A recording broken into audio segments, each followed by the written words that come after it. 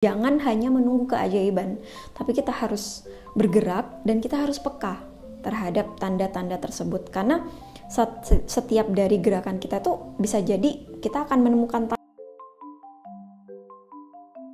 Assalamualaikum warahmatullahi wabarakatuh. Halo semuanya, jumpa lagi di DN Resutari.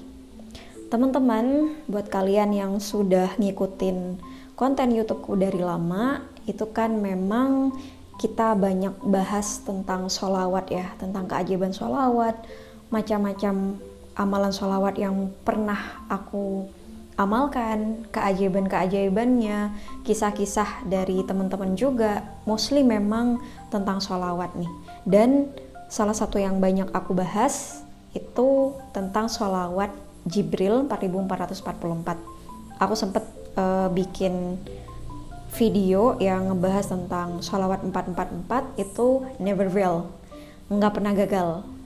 Di Instagram aku juga sering nge-share kalau sholawat 4444 itu dalam tanda kutip nggak pernah gagal, nggak pernah mengecewakan.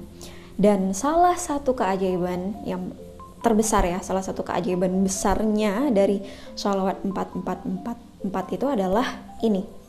Aku bikin YouTube, teman-teman. Nah, di video kali ini aku pengen ngebahas tentang gimana kita harus peka terhadap tanda-tanda keajaiban sholawat yang besar dalam hidup kita. Dan dalam keajaiban sholawat yang begitu besar itu, kita jangan menunggu nih, teman-teman. Ini relate dengan pengalamanku waktu pertama kali bikin YouTube. Pernah aku menceritakan tentang keajaiban sholawat Jibril 4444 punya penghasilan 2 digit. Dan itu memang karena dari YouTube, teman-teman. Dan waktu itu ada yang komen kayak gini, ya iyalah punya penghasilan besar karena memang punya YouTube, jangan bohong kamu kalau itu dari sholawat. Nah, ini yang menarik, ini yang pengen aku bahas. Jadi ya, aku memang sudah mengamalkan sholawat 4444 itu setahun sebelum aku punya YouTube. Jadi ya YouTube ini adalah buahnya gitu, hasilnya dari selama 1 tahun itu berjuang ngamalin sholawat Jibril Shallallahu Alaihi Muhammad 4444. Jadi bukan karena punya YouTube akhirnya punya penghasilan 2 digit terus aku bilang kalau itu karena dari sholawat. No, justru awal mulanya itu dari amalan sholawat itu, teman-teman. Karena memang salah satu doanya aku waktu itu memang terkait dengan rezeki ya, terutamanya dari finansial. Dan ini yang aku pengen bahas, yaitu peka terhadap tanda-tanda keajaiban besar. Kenapa kok sampai akhirnya bikin YouTube, padahal aku gak pernah kepikiran akan kayak begini nih ngomong di depan kamera, karena itu sangat tidak aku banget. Apa ya, kayak agak canggung, malu untuk ngomong diliatin orang gitu. Aku nggak bisa waktu itu, kayak nggak mungkin lah dari YouTube atau jadi YouTuber gitu, nggak pernah kepikiran sebelumnya.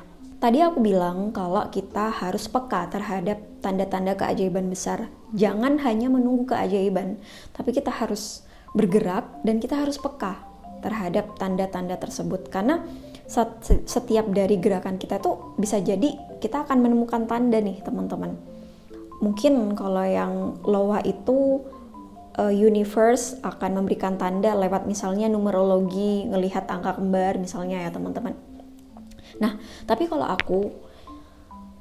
buat aku sendiri, tanda itu bisa lewat dari hidayah yang Allah datengin di setiap kita melakukan sesuatu.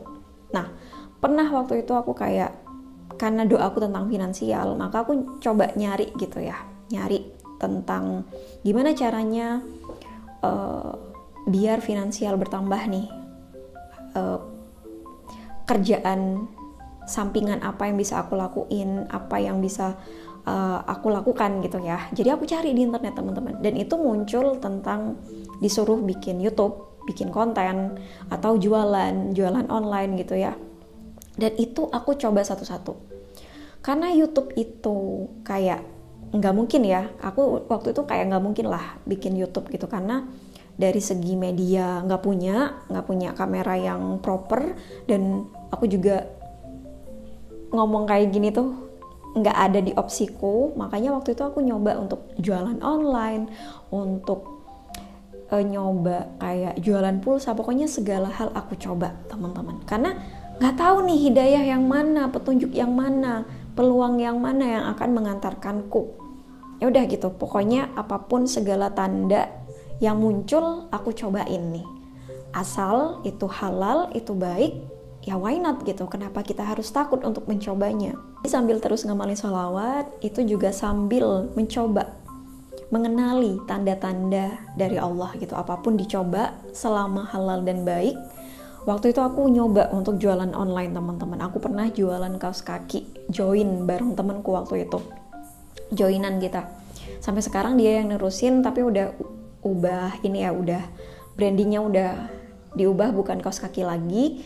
Tapi yang jelas itu pengalaman yang luar biasa gitu, dan aku sempet kayak kaget juga gitu waktu jualan kaos kaki secara online itu ada yang beli teman-teman, kayak nggak pernah terpikir gitu. Cuman karena memang aku sambil ngajar di sekolah itu agak sulit mengatur waktunya waktu itu ya, jadi nggak aku terusin, temanku yang nerusin. Terus aku coba peluang yang lain, coba tanda-tanda yang lain. Nah saat itu selalu kayak ada dorongan untuk coba deh kamu bikin YouTube, coba deh kamu bikin konten, bikin video terus upload. Itu ada dorongan seperti itu. Nah itu yang aku anggap sebagai hidayah teman-teman, sebagai petunjuk dari Allah. Karena kan yang namanya tanda keajaiban itu ya hanya tanda gitu kan, hanya sign. Tinggal kita yang harus peka dan harus mengeksekusi tanda keajaiban tersebut. Jadi jangan takut untuk mencoba setiap apa ya yang sekiranya kamu udah srek, yang udah kalian rasa yakini mau dicoba, ayo segera dimulai, dieksekusi, take it action. Dan ini hasilnya sekarang teman-teman, kalian bisa melihat aku di layar seperti ini. Itu awal mulanya dari perjalanan Riyadhus Sholawat Jibril 4444, dan efeknya adalah sesuai dengan doa yang aku minta kepada Allah, finansial yang berubah. Jadi finansial yang berubah itu nggak tiba-tiba kamu dapat uang dari langit begitu aja ya, atau kamu mungkin langsung rekeningnya tiba-tiba ada gitu ya. Walaupun itu mungkin aja gitu, bagi Allah nggak ada yang nggak mungkin. Cuman kalau aku sendiri sangat menyukai jalan yang Allah pilihkan gitu, prosesnya gitu. Allah menginginkan kita tuh berproses. Allah ingin membentuk diri kita gitu teman-teman. So ya coba deh kalian peka terhadap tanda-tanda keajaiban tersebut. Jadi bukan hanya sekedar menunggu keajaiban, tapi kamu juga harus peka melihat, membaca tanda-tanda keajaiban. Oke, mungkin segitu dulu yang bisa aku share ke kalian teman-teman. Semoga bermanfaat ya. Dan sampai jumpa lagi di video-video yang selanjutnya insyaallah. Wassalamualaikum warahmatullahi wabarakatuh. Bye bye.